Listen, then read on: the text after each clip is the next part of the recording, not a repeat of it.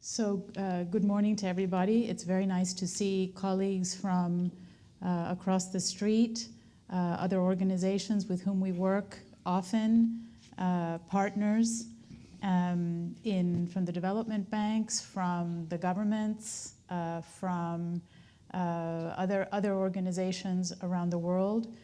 We often see each other in forums, but I think it's a little bit unusual to have had a very intense week in which you've all been sharing impressions and talking about the countries that we are working in. So it's very nice to see you all. Let me talk a little bit about one of the tools that the IMF has been participating in very much in partnership now with others. So there are three tools that we've been working on at the IMF for a number of years now, and it's worth just asking why we developed them. The first is a tool that's been developed to address the lack of systemic measurement of tax gaps, and my colleague Juan will be talking about that. I'll say a few words about the second tool, RA-FIT ISAURA, and that addresses the issue of lack of systematic gathering of revenue administration key performance indicators, which is really key for us to do our work and for the administrations themselves.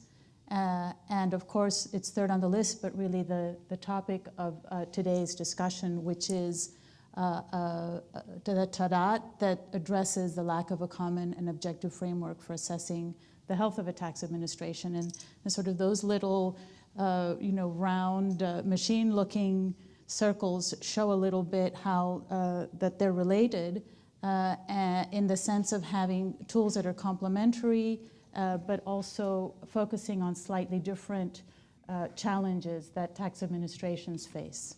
So it's highlighted, the second point was highlighted because I'm just going to be focusing my brief comments on the RA-FIT ISAURA, and I'll explain a little bit why I'm using two words there. As mentioned, there are three major tools that we've been working on, and this is on the tax administration side. The ReGap, Revenue Administration Gap measurement that looks at actual versus full tax compliance measuring. RA-FIT ISAURA that collects revenue administration data and also helps establish benchmarks, and the TADAT. And there's just a taste of some of the benchmarking under the RA-FIT ISAURA. Refers to the cost of collection as a % of revenue. These were some early reporting, but it already allows one to have a view of the cost of collection as a percentage of tax revenue collection across income levels, low-income countries, low-middle-income countries, upper-middle-income countries, and high-income countries. And there one already begins to see a bit of a trend and also a bit of a spread of tax collection costs. Just a brief clarification, because RA-FIT ISAURA can sometimes be confusing. We started off with a platform, Revenue Administration Fiscal Information Tool, so how fit are you was the idea.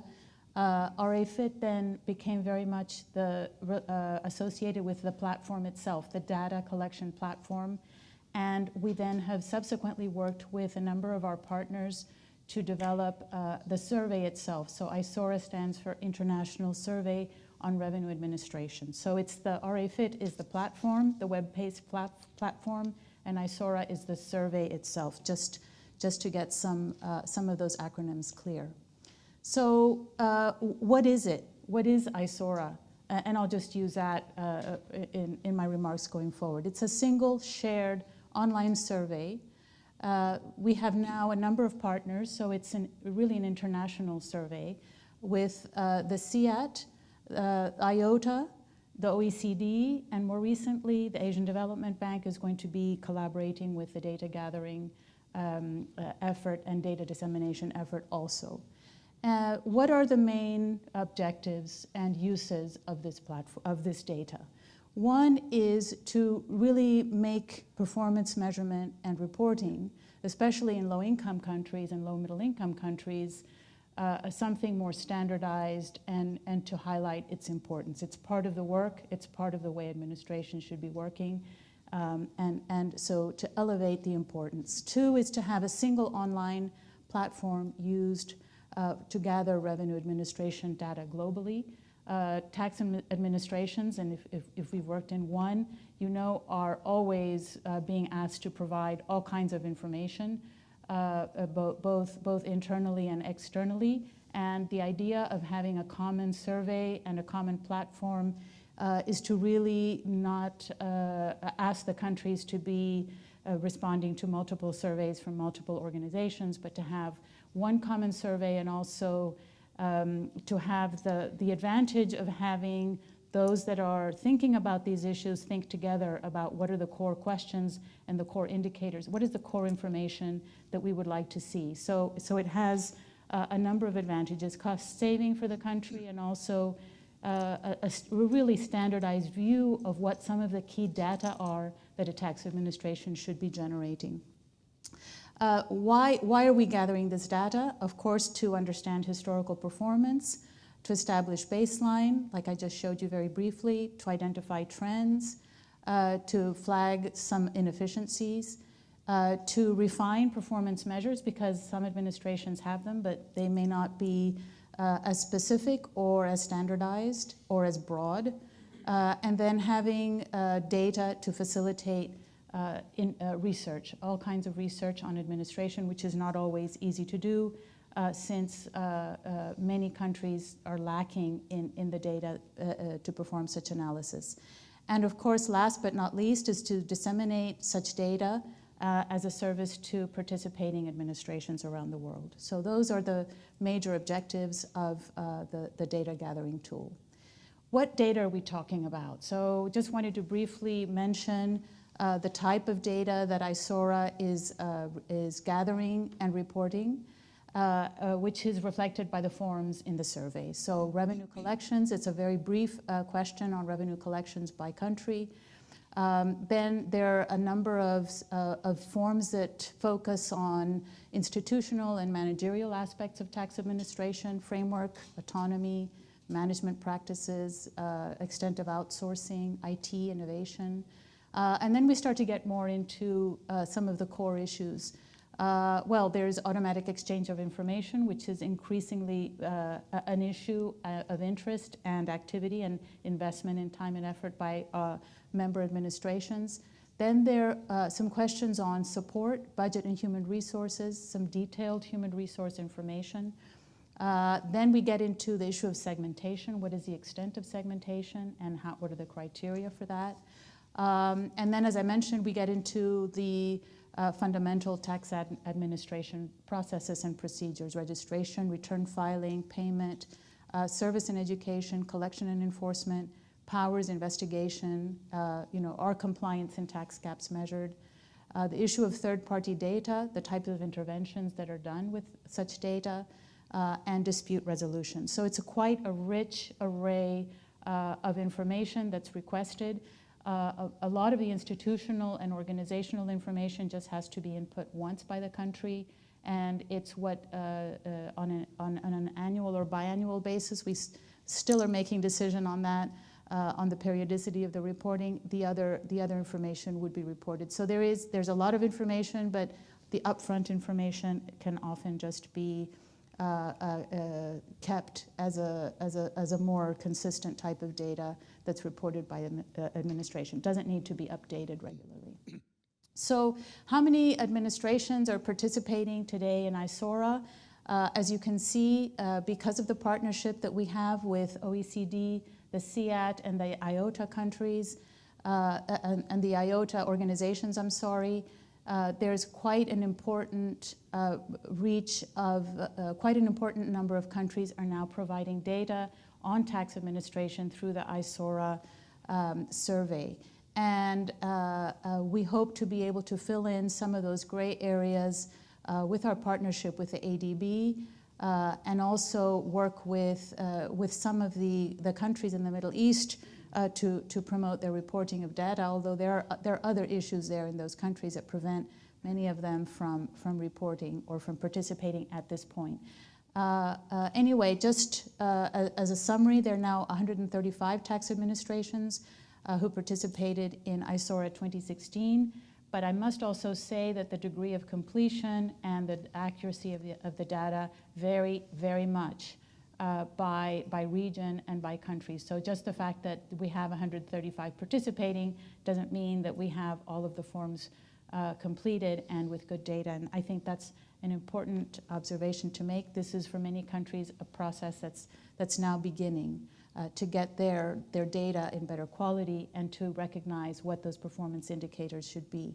So just to give you a brief look, because our team, my team here, who's been headed by Andrew Masters and then recently by our partners in OECD, CEAT, and IOTA, I've been working very hard to increase the number of countries participating. We started off when it was still RA Fit. Without our international partnership, we had 81 responses by countries provided on Excel questionnaire, on Excel spreadsheets.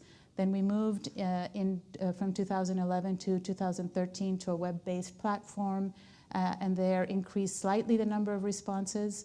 Once the partnerships was consolidated with our others through a memorandum of understanding, then you can see the increase in the responses, and that was very much including the OECD countries, the advanced countries, which give a much more interesting and start to give a much more complete look of what tax administration operations and administrations look like around the world. So just to give you a brief look into how some of the data are reported for one indicator, on-time filing rates, and also the relationship between this data and the TADAT scores. And I think that's what's important here. We're talking about TADAT today, and to show how the TADAT needs to also be informed by what's actually happening in terms of performance. What are the differences between an A performance, a B performance, a C performance, a D performance in some of these key areas of tax administration operations? So this shows on-time filing rates for the various taxes. It shows the number of responses in one column by the major taxes, CIT, PIT, PAYE, and the value-added tax. The number of responses according to the on-time filing rate. And here you see these vary quite a bit, both by the rate and also across the taxes. But what's interesting is that whether it's measured by high or low on-time filing rates, the VAT is the one that comes out with the best filing compliance, followed by PAYE, PIT, and CIT. And of course, when you're thinking about gradings under TADAT, where you are on the rates really is what determines your grade. Are you above 90% on-time filing? Are you between 75 and 90? Are you more in the 50 to 75% range? Are you below 50? And so this is very nice, sort of evidence-based grading that is able to be done under TADAT. And the more the countries report this data in an accurate manner and follow it also, the better the TADAT exercise, the more accurate the TADAT assessment can be. But as I mentioned, this is very much a process. We found that in the beginning stages that there were some countries that were really not able to respond to these questions very well, and I think that's gotten slightly better for the developing country group, but we're still not there. To help countries and to help tax officials understand what this information is all about and how they can use it and why it's meaningful to them, the RA-FIT ISAURA group, in coordination with our partner organizations, has undertaken a number of training courses around the world. There's been an outreach to 101 administration with about 176 participants. There have been IMF organized workshops, and also in partnership with the other ISAURA organizations, as mentioned earlier. So this activity has been, and I want to thank all of the RMTF donors, has been in some part, in an important part, thanks to the Revenue Mobilization Trust Fund financing that's allowed us to bring officials together in different parts of the world familiarize them with the survey and also explain how the data is provided and how to use the survey and what the outcomes, how they can benefit from the information. So this is just a list of some of the workshops that have been done recently. As you can see, it's quite a, I won't go one by one, but it's quite a good international coverage. And of course, a comment that was made in an earlier session, which I think is important, is that these sessions have been organized in the language of the countries that are providing the data. There's been a lot of work that's gone into translating the survey itself into Spanish and French. I know my colleagues have spent numerous hours on that. It was in English initially, and now we have it in Spanish and French, and that's helped country officials a lot understand the data that are being asked for, and more importantly, the concepts behind that data.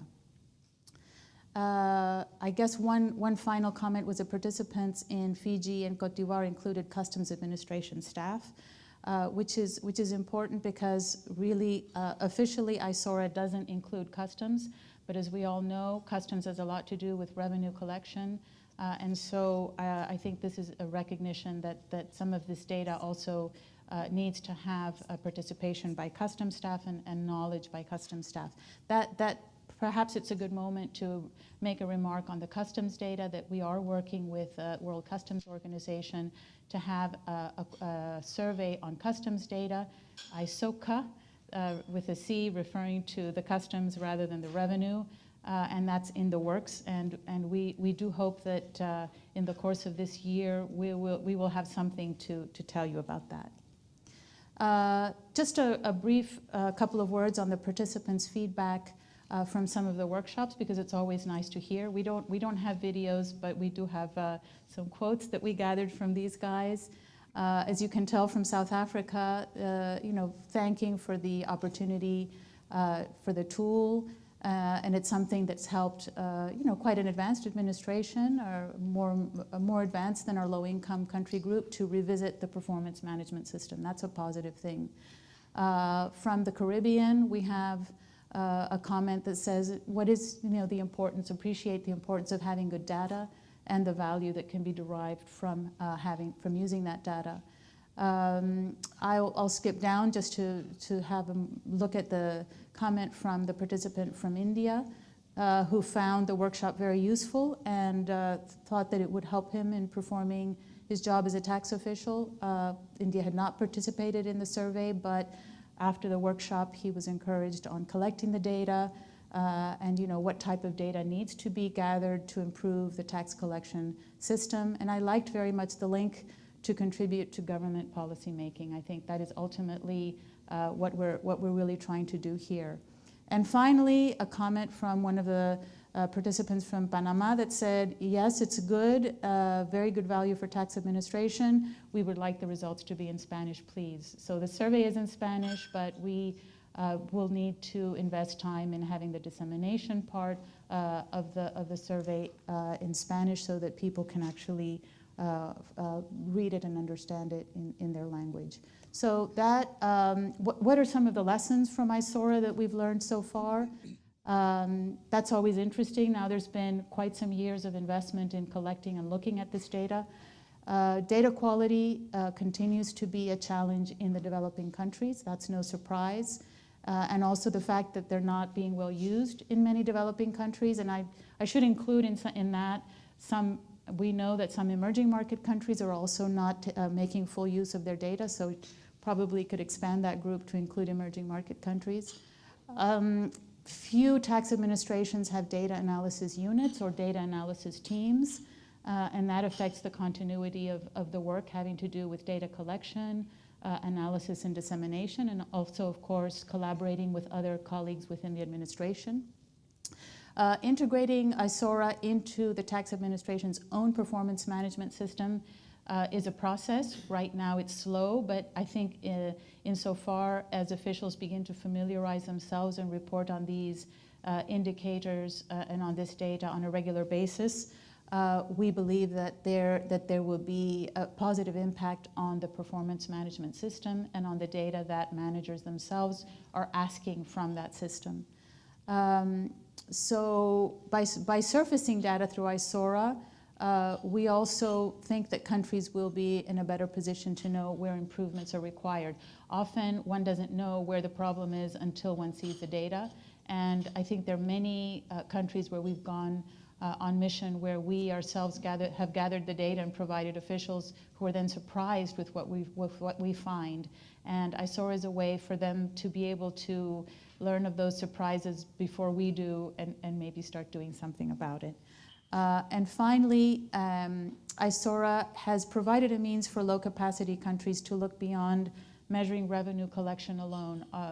I think many administrations around the world, especially in the low-income countries and perhaps even the upper middle-income countries or middle-income countries, are still using revenue targets as a way to evaluate the effectiveness of administration. And what ISAURA does is take the focus away from revenue collection to some of the fundamentals. What determines revenue collection?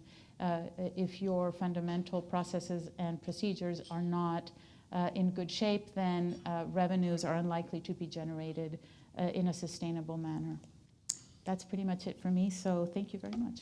Thank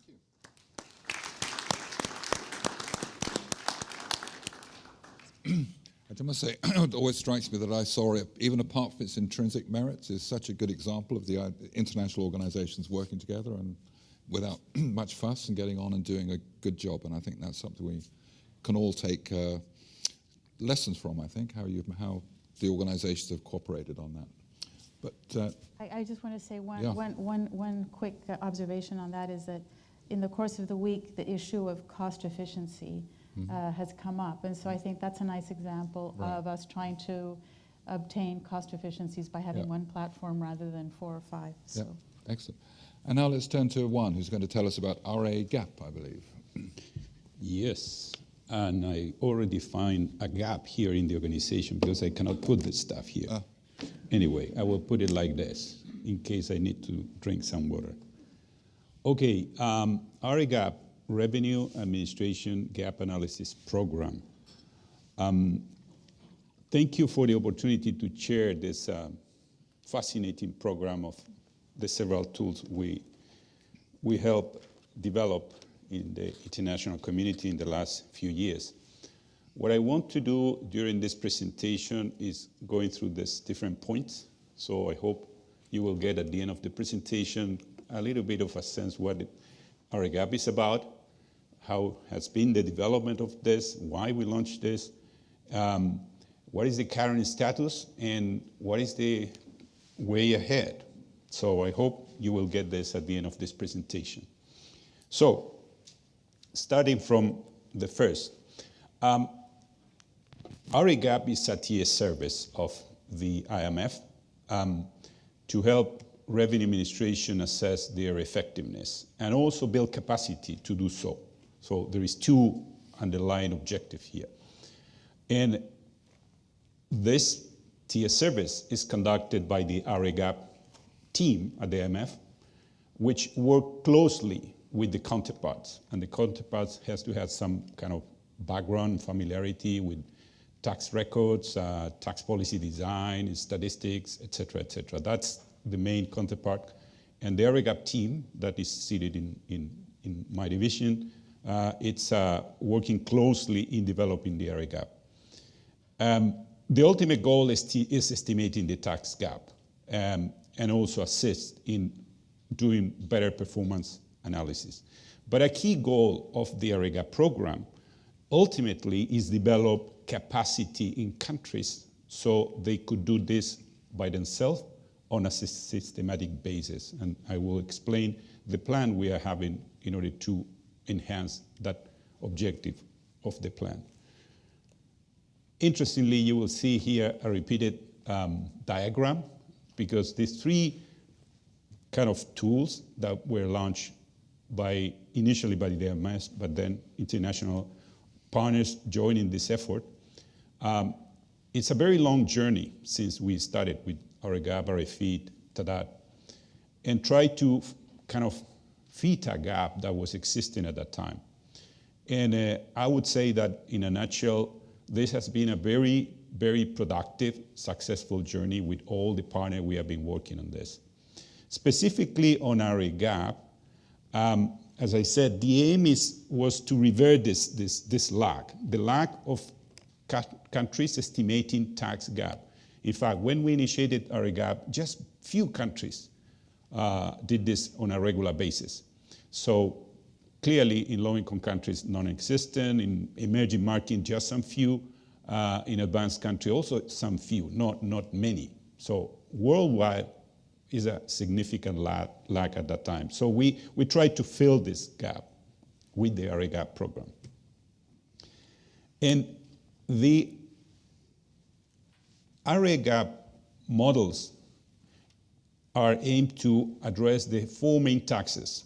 On the indirect taxation is VAT, excises. On the direct taxation is CIT and PIT. Those are the focus. And taking a comprehensive view to analyze the so-called policy gap and also the compliance gap. But the idea is not just have a big number or a single number of the gap. There is some effort to do so. For example, in Europe, you see finance analysis of EU countries, tax gap analysis, VAT gap analysis, and they publish every year. But typically, this is a global type of VAT gap analysis.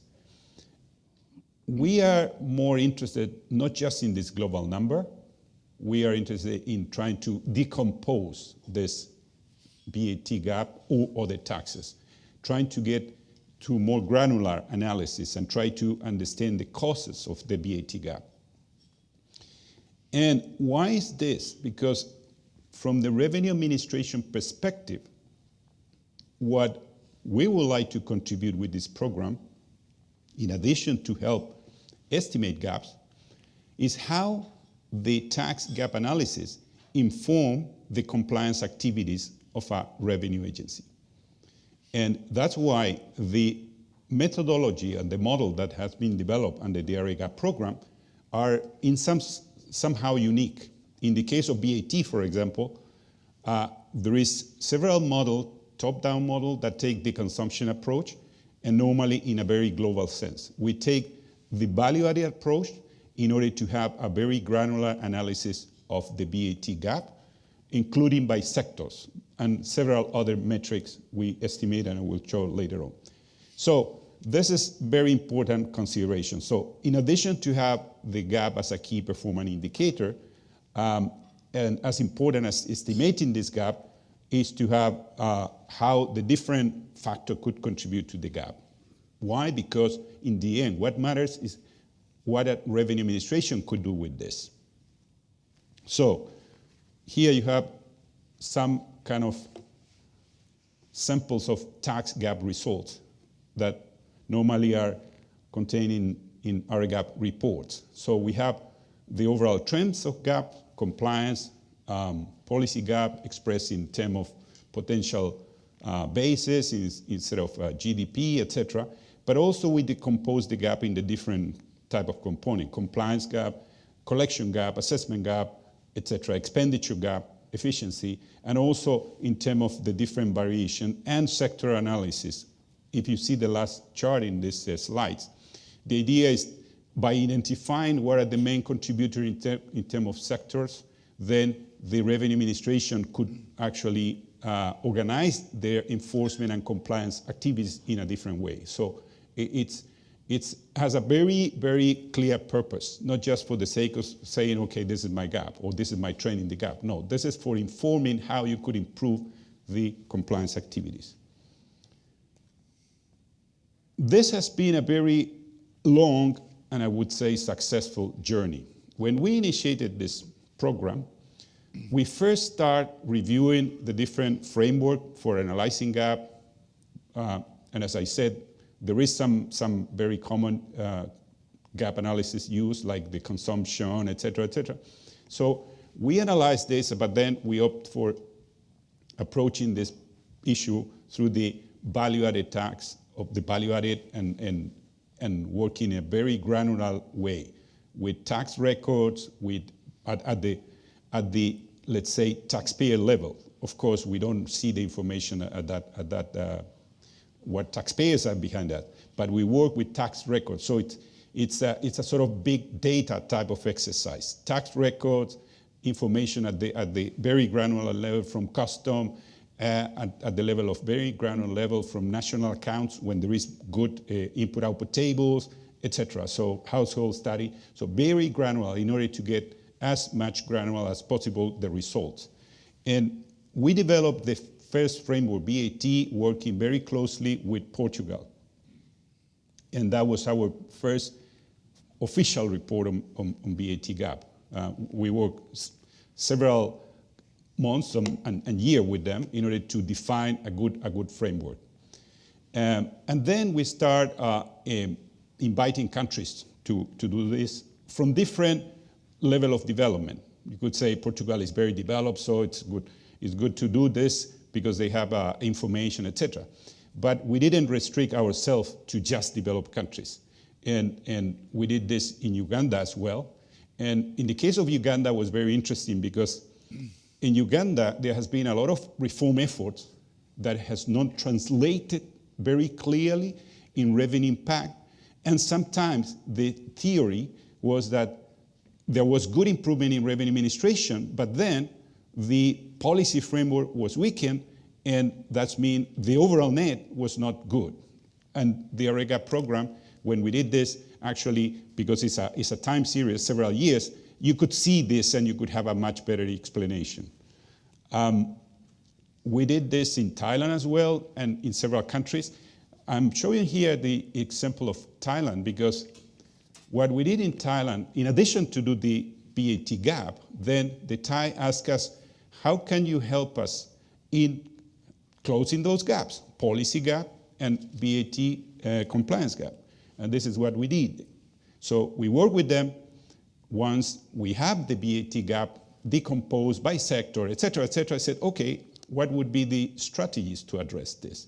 So this is to show you exactly what I was saying before. This is not for the sake of having a number. You could act upon those numbers. And we have done also in developed countries and Finland and Norway, Denmark. Those blue ones are published documents. So some countries has authorized to publish those documents. There is 5 or 6 ReGap report that you could check in the internet. And here are the underlying analytical work behind. This is the BAT gap model, the excise model, and the last one we are working is CIT, and this is the first report on CIT. Similarly, what we did with Portugal for VAT, we did with Slovak Republic on CIT. So it has been a very long journey, but I would say a very successful one. So what is the current status of our ReGap program? So we are working in several fronts. BAT, because it was the first developed model, we are very active in more than 30 countries so far, and in a year, normally we engage in something like 5 countries. It's very demanding. We also are attaching to BAT gap analysis in some countries, when possible, excise analysis, because there is some relationship. We are piloting CIT. We developed the framework in Slovak Republic, but we are piloting this in other countries. We are working this year, for example, in Finland and Sweden in order to stress test the model. And in the future, we are initiating the framework for PAT, which is the more challenging because we need to address the issue of progressivity, et cetera, et cetera. This is what we are thinking, brainstorming at this stage. What is the way ahead? Our ReGap team at the IMF is very small. And as I said at the beginning, one of our key goals is knowledge transfer. Help develop capacity in countries so they could do this by themselves. How we are going to do that, how we are planning to do that. First, we need to finalize the CIT and PIT. But the idea is to convert those models in sort of a standardized universal model. And this is what we have done already with BAT, and we plan to do this with the other framework. And In addition to this, we are developing an online training that we are expecting to finish in the case of VAT by end of our fiscal year, which is April next year, with the view to transfer this to countries. So there is the technical note, there is the standardized model, and there is their own online training. So what we plan to do is that we will continue responding to our ReGap VAT requests, because countries knows this and they are very eager to engage in this. So, but looking ahead, we want countries develop this capacity, particularly, for example, the 30 countries we have done this already. Because what we have been trying to encourage countries is this is not a one-off exercise. This should be a permanent exercise of estimating the gaps in all taxes, and they need to have this capacity, and that's why we are doing this. So what we would like in countries that they already have the VAT gap estimate, then we provide the training, we provide the online courses, we provide the model, and hopefully they will keep carry on. This is what we are aiming for. We are also open discussion with some of the more advanced tax gap countries because we want to partner with them. So some of the more advanced countries has capacity to eventually support other countries. So what we are going to do, and this is going to be this year, at the end of the year, we are going to present the standardized universal model, the online training, and try to, in some sense, train the trainers. This is a partnership we are discussing with some countries. And after that, we need to develop a special program how we disseminate this and create this local capacity for conducting the ReGap program by countries by themselves. This is our ultimate goal, and I hope in the coming years we will achieve that goal. Thank you very much. Thank you, Juan.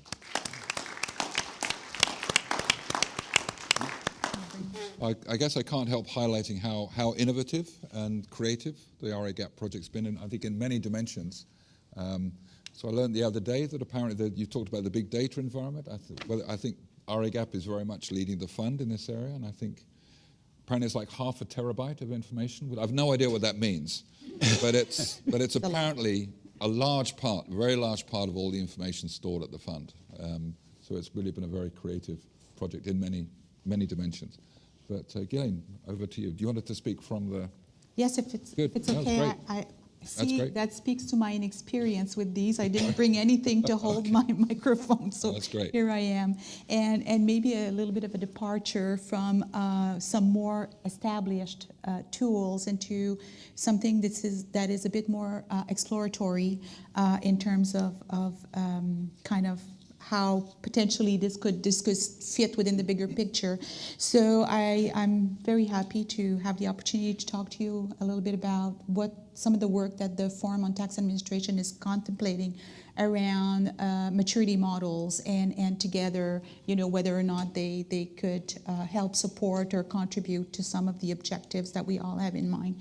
And before I go there, I think maybe some of you may be familiar with the Forum on Tax Administrations, others may not. So I think it's important to understand how this situates itself within the bigger picture. But the Forum on Tax Administration is a body of tax commissioners, 51 now tax commissioners. You have the list of countries there under the OECD umbrella, and together these commissioners come together with members of their organization to collaborate on tax administration issues, to develop responses to global trends that they're all facing together, but also to look at some new ideas in where we can enhance tax administration globally.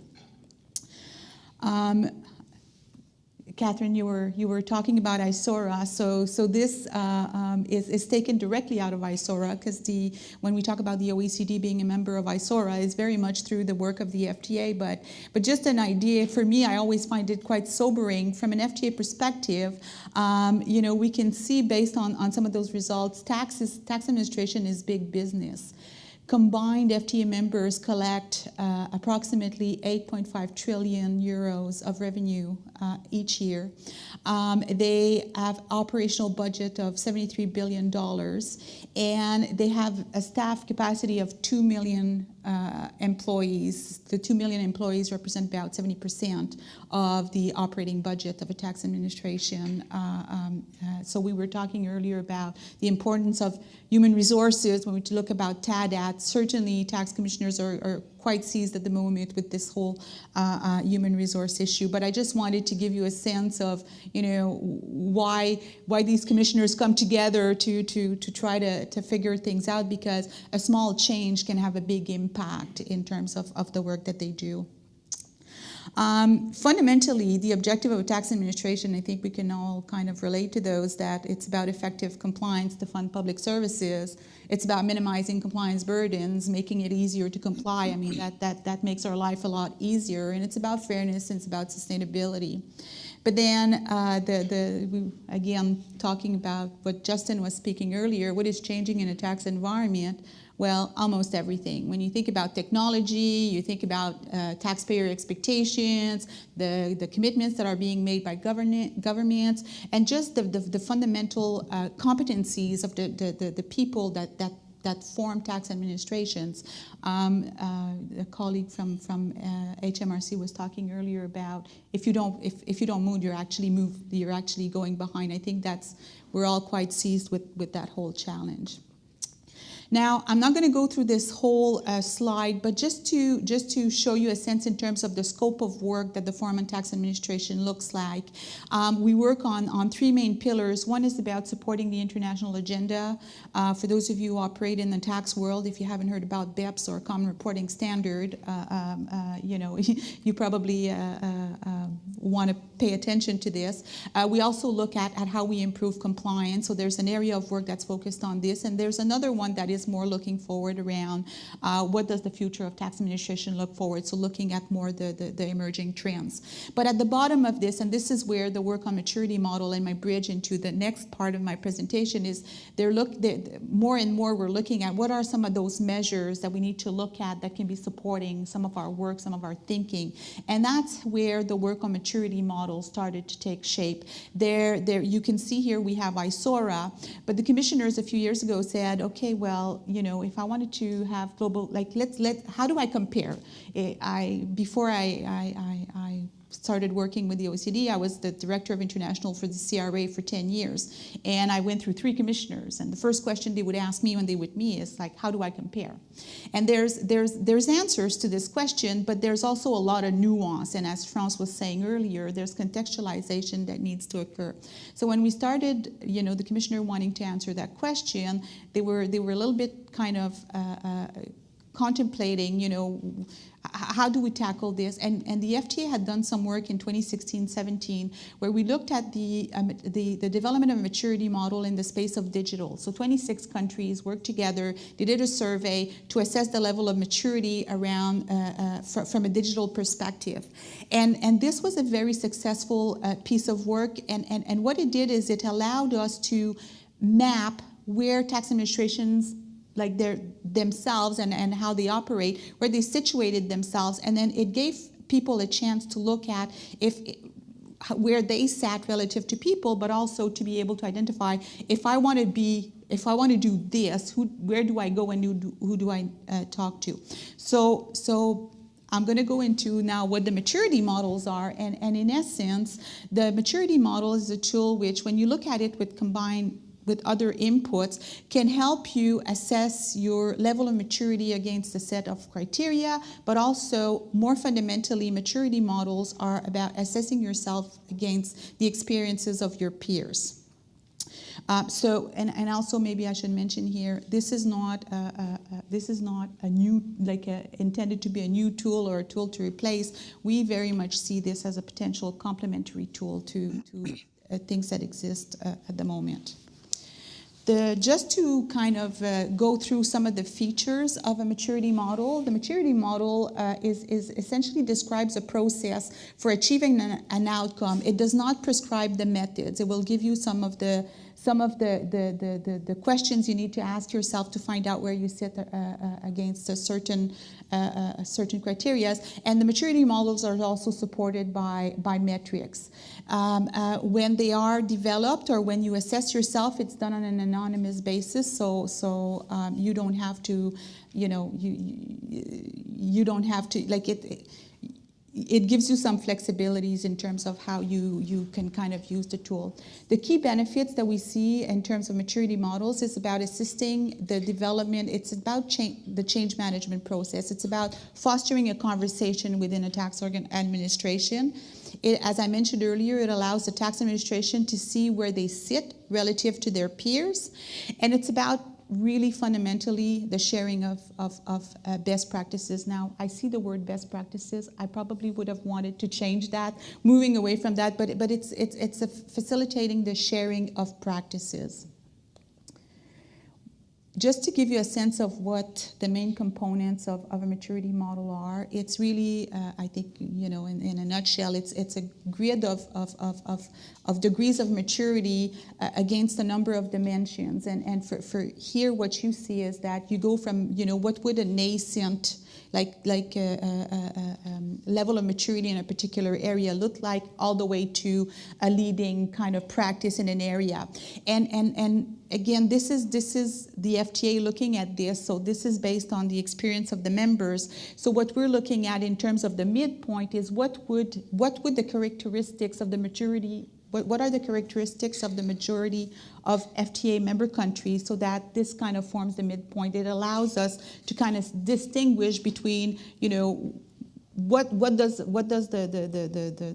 the majority look like, but then what are the leading, the more advanced, and so people can kind of have clear criteria for that. We're also looking at a number of dimensions when we look at a particular program function, looking at what kind of criteria do we have in terms of strategy, how we assess results, human resources, structure and governance, and then all of this is intended to be supported by clear indicators. As I mentioned earlier, this is not a tool that is intended to replace, but rather complement what's out there. So what we're looking at in the development of our models is already using some of the indicators that exist within ISAURA. I believe there's 900 indicators there.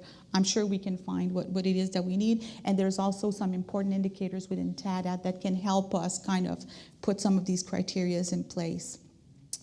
Just to give you a sense of what they do look like in practice beyond the theory, this is a maturity model that we have started developing around gender balance. So this would be a model that could be applied. And again, I say for illustrative purposes only because we're just kind of beginning this work. But if you were to look at what would we kind of find a way to describe what nascent would imply, what emergent. So from you have nothing at all, do you have some elements of strategy that addresses gender balance, to you have some foundation in place to strategic and innovative approaches. You can see here some of the indicators that are already within ISAURA that can help us measure and track over time where we're moving. So there's that kind of one-line definition, but what I was mentioning earlier, these definition is also supported by a number of indicators and guidance that can help facilitate that conversation. And these elements are really, this is where the experience of tax administration kind of comes to bear. What does it look like in practice? So what are those elements that you need? What are those questions you need to ask yourself when you want to assess yourself in terms of maturity against and relative to your peers? What are some of these questions that you need to ask yourself? Mindful that this is very small, I don't see here, but I just wanted to show you for illustrative purposes what this looked like.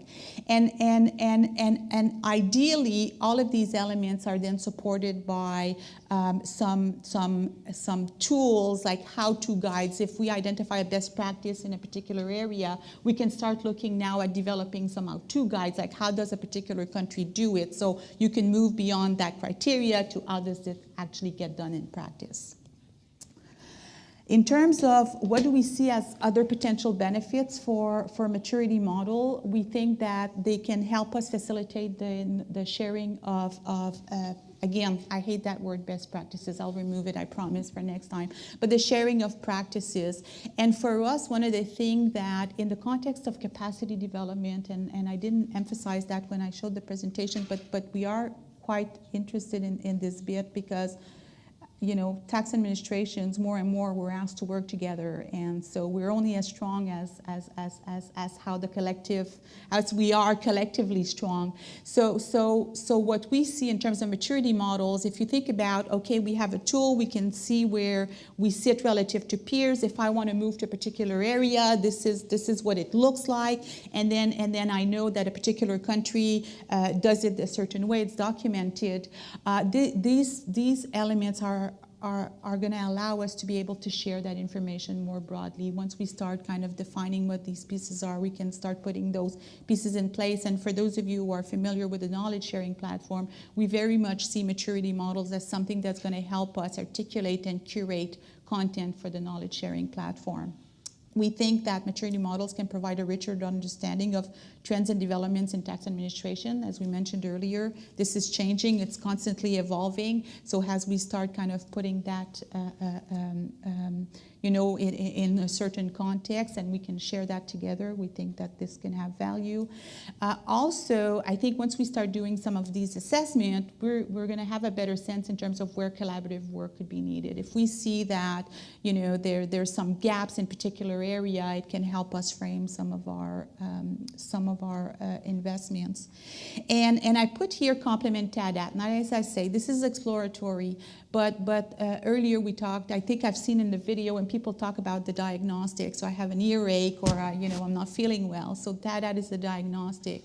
What I think maturity models provide is some options for cure.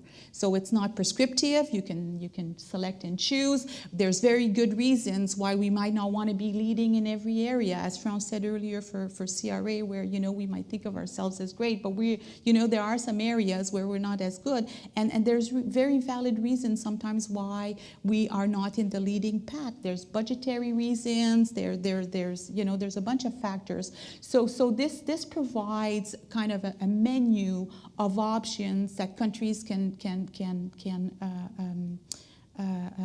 contemplate in terms of how they would want to change a particular function or a particular activity.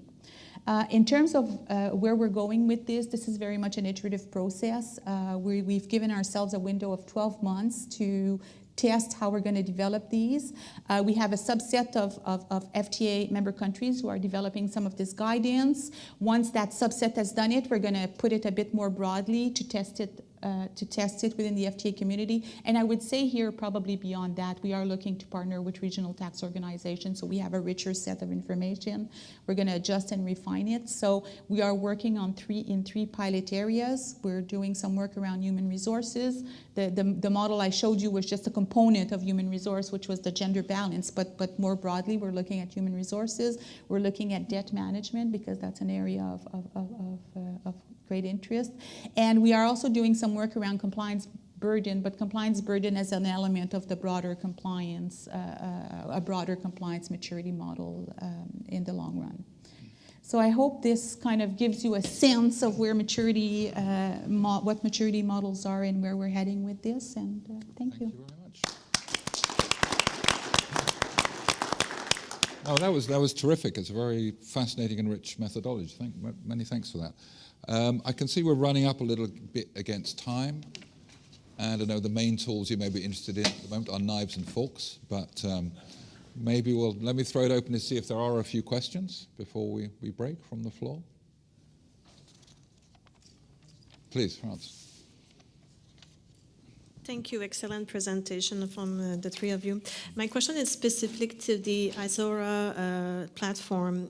Is the ISAURA platform also integrate as part of the tool the methodology behind each key performance indicator? Because again, it's easy to capture all the various component under one objective, but understanding also the methodology behind the capture of that data will also help, I think, other tax organizations. So I was just wondering if you have that as part of the tool. There is some guidance on the forms regarding what is meant by the indicator.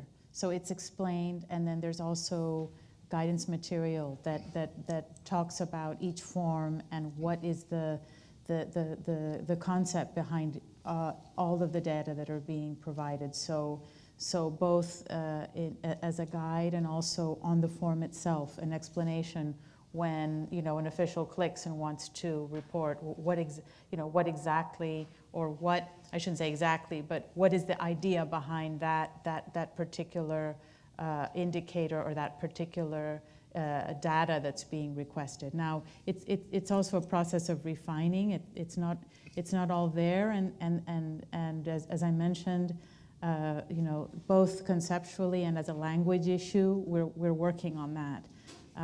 Because what means one thing to one organization doesn't necessarily mean the same to another, even if the words are the same. So we're trying to get at that, certainly through the developing country context, through some training. And I know OECD and IOTA are also doing some training, and part of it is directed at exactly what you're saying, which is trying to get a common understanding of what the data mean and conceptually.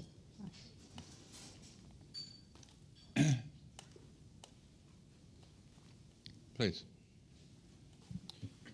Thank you. My name is Eugenio Soldatkova. I represent IOTA as one of the partner organizations. Just a few reflections. First of all, congratulations for 3 presentations. I think they perfectly fit into the agenda since we're here talking about and reflecting on the TADAT. And certainly, as we discussed in the previous session, the fact-finding missions, whether it's in the developing countries or whether these are advanced tax administrations which self-assess their performance, is very much based on the data. And you just showed the examples of the primary sources of data which could be used for TADAT. The question is, we're talking about here the next steps with the TADAT and the field guide. And obviously we're at the point when there's an appetite to move forward and revise certain areas.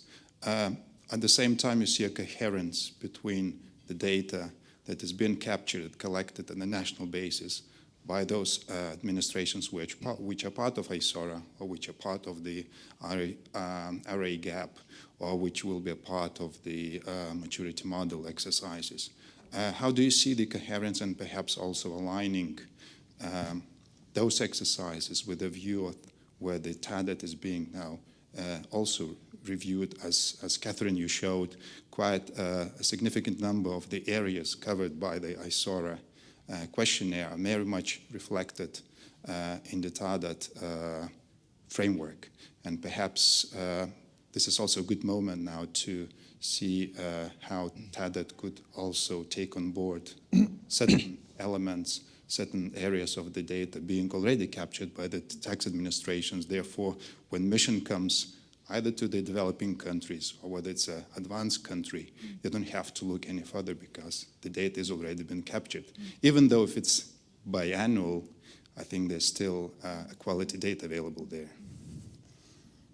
I'm going to answer sort of in 2 parts. One is, it makes me very happy to hear what you said about when someone comes to administration that the data are already there, because that's been one of our biggest tasks in providing advice to the member countries, really at all spectrums of development, I have to say, all the way from the least to surprisingly some of the advanced, where the data. So having that is, I think, hearing that from you, I think is a really encouraging. I think that with the partnership, we came up with a set of questions, and there's been a lot of time and effort invested in these forms and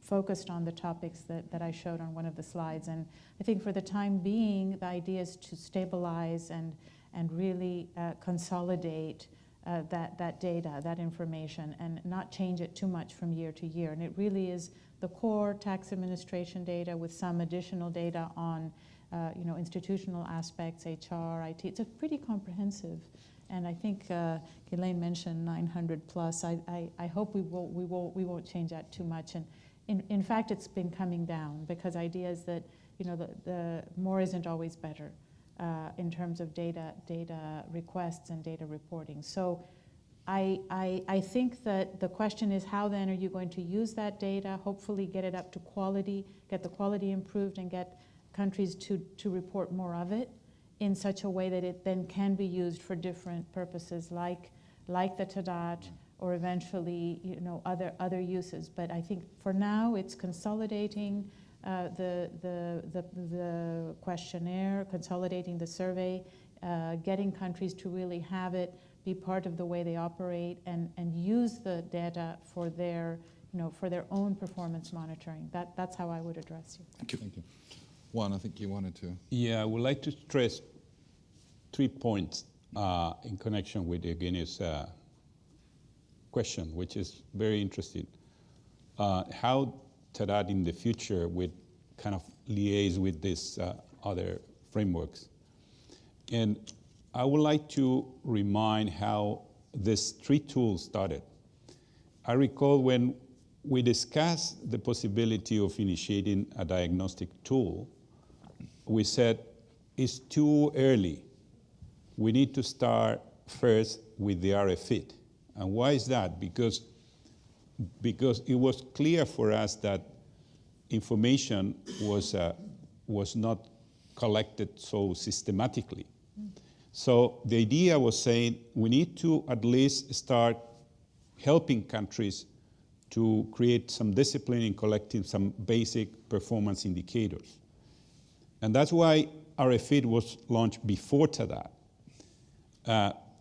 Then RFID was used to calibrate TADAT when we have some information, and that's why there is these 4 categories in TADAT. But that was done with a relatively basic information collected at that time. So thinking ahead, now that we have ISAURA that will be expanded, in the future, eventually the calibration of TADAT could be enhanced because what is A, what is B, what is C, etc., could be different. But not just because we have more data, it would be different because revenue administration are improving, hopefully. That this is what we are here for. So this is one aspect. Second aspect, the same with ReGap.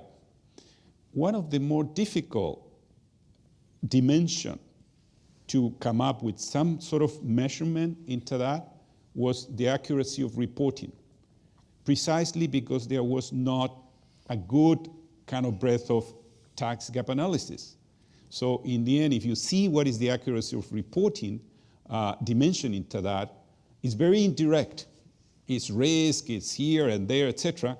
Because we struggle, say, is the number of audit? No, it's not the number of audit, it's etc., etc. The more pure kind of accuracy of report, it should be to have good compliance measurement. And this is what we initiated ReGap. We said we need to help countries to do this more systematically. So again, if we achieve our ReGap plan, in the future, TADAT, I would expect, is be much more sophisticated in that dimension as well. So in that regard, those tools, finally, my final comments, these are steadily complementing tools, but the development of each of them is challenges on their own merit. So the discipline of collecting basic information still is very challenging. In some dimensions that are very basic for a tax administration. For example, level of debt. Still we are struggling in getting good information on debt, maturity of debt, etc. And this is supposed to be the bread and butter of a tax administration. So those needs to be evolving, each of them, and we hope that this will feed in a new kind of, let's say in the future, a revamping of TADAT, but with this maturity in some sense. And certainly what Guylaine was explaining, this is something interesting, how to drill down in some specific areas of contributing to the outcomes. Okay.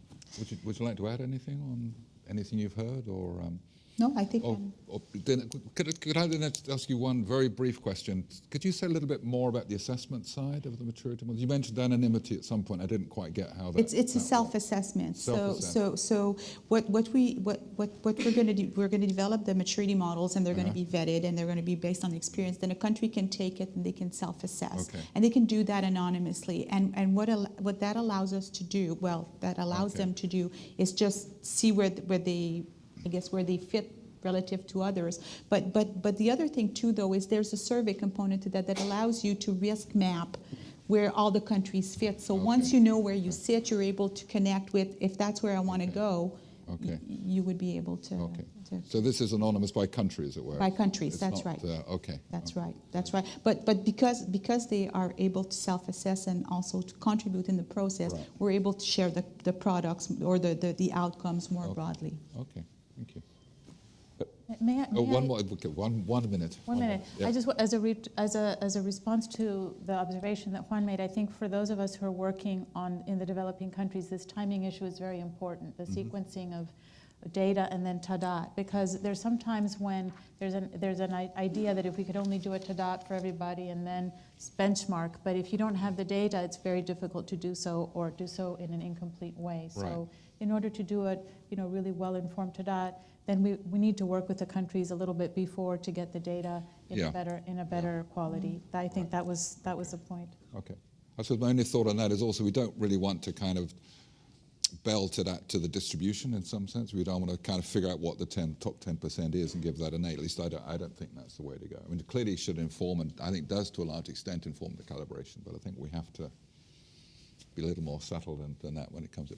But with that, perhaps we can break for lunch, but not before we've thanked our panelists. Thank you.